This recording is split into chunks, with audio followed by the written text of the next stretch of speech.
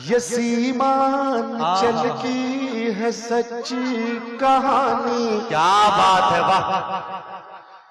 सुनाता हूँ मैं आंसुओं की जुबानी। क्या कहने भाई, वाह वाह वाह, बहुत अच्छे। बेटा परदेश में है, बूढ़ा बाप बीमार है और बूढ़ी माँ अपने परदेसी बेटे से टेलीफोन में बात करती है। शायरी की जबानी सुनिएगा। क्या कहने कि जतन से मैं पाली तुझे मेरे बेटे, मुझे ना भुलाना मेरे प्यारे बेटे। क्या कहने, वाह वाह वाह। मैं खाती नहीं थी खिलाती थी तुझको, क्या बात है। मैं सोती नहीं थी सुलाती तुझको।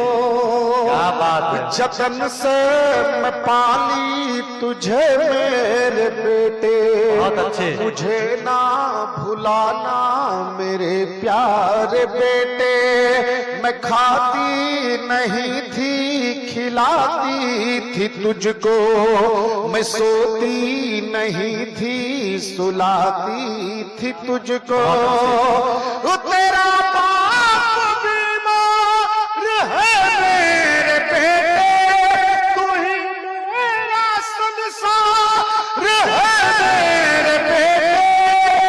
परेशान मुश्किल में है तेरे अब्बू, तू घर लौट आजा मेरे प्यारे। तेरे बाप को है बहुत अच्छे, वाह वाह वाह वाह। सुनाता हूँ मैं आंसुओं की रोंगटे खड़े कर दिया आपने, वाह वाह वाह वाह वाह। क्या कहने भाई, वाह वाह वाह। शाहनवाज साहब, रहनवाज साहब और हमारे यहाँ के जिम्मेदार लोगों, हमारे बेशतर नौजवान प्रदेश में रहते हैं बेरोजगारी की वजह से।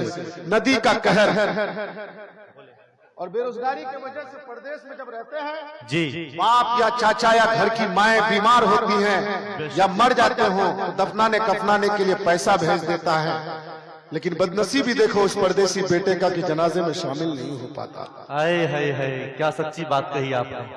जनाजे की नमाज के लिए चाहे तो बुजुर्ग होते हैं चाहे तो बच्चे होते हैं, नौजवान तबका बहुत कम होता है, आप देखते होंगे। बेशक बेशक। और जो ही ईद और बकरीद के जमाने में घर आते हैं रहनवाज साहब, ईद बकरीद करने का 2-3 दिन गुजरता है, उसके बाद फिर ट्रेनों में ठूस ठूस करके लोग दिल्ली और पंजाब के खेतों में काम करने चले जाते हैं। बेशक बेशक बेशक, हक है भाई, हक है।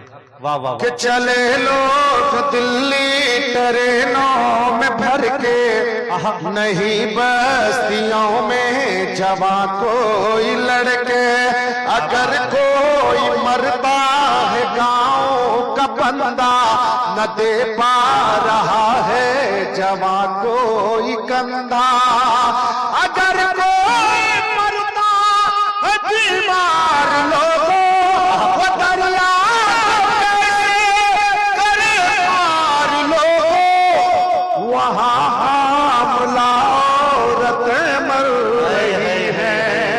ये जालिम हुकूमत न कुछ कर रही है, नहीं कोई सड़कें नहीं कोई पुल है। जिधर देखता हूँ तो बिजली भी गुल है। क्या कहने भाई, वाह वाह वाह। भरी है यहाँ की, क्या बात है भाई, वाह वाह वाह वाह वाह, बहुत है, बहुत खूब, वाह वाह वाह। है सच्ची कहानी। क्या बात है भाई, इसराइल अशरफी साहब, एहतशाम साहब, गांव के बेशतर नौजवान साल 2 साल प्रदेश में रह करके $1-2 लाख रुपया इकट्ठा करता है और घर आता है, खुद की शादी करता है। सज्जाद जमाली साहब, आप तो प्रमुख रह चुके हो, या अपनी बहन की शादी करवाता है। शादी करने का 1 हफ्ता भी नहीं गुजरता, उस दुल्हन की हाथों की मेहंदी का रंग फीका भी नहीं होता। गुर्बत की मारी जिंदगी उसे फिर से परदेश जाने पर मजबूर कर देती है। बेशक बेशक। मियां बीवी के दरमियान में क्या गुफ्तगू होती है, मेरी बहनें आप भी करती होंगी, हम भी करते हैं। आप तमाम लोगों के घर का मसला ही सुनिएगा, सुनना। कि अभी शादी करके मैं दुल्हन को लाया, सही से न ससुराल को देख पाया, क्या कहने भाई बाबा। मेहंदी की लाली न फीकी हुई है, मेरी बीवी मुझसे ये कहने लगी है क्या कि मैं रहने न पाऊं कि तेरे बिना अब मैं जीने न पाऊं कि तेरे बिना अब। शोहर बेचारा बोलता है कि गरीबी मुझे घर में रहने न देती, कभी चैन से मुझको सोने न देती।